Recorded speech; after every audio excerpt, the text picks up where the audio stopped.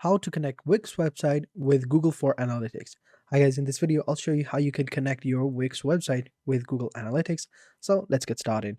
First things first, sign in into your Google Analytics account. If you don't have one, you can create one. It's very simple. You just have to fill out this form, answer the question, and you are good to go. Same with Wix, just simply sign up and you are good to go. So to do that, all you have to do is come over here onto Wix, and over here on the left hand side you will see you have a bunch of different options. What you need to go into marketing and SEO, and in marketing and SEO you need to go over here.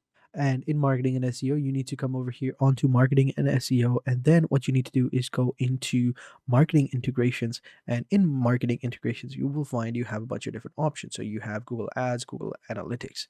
So click on connect and it will tell you how to connect it. Set up a Google Analytics property. All right. So to do that, you come over here and you want to click on property.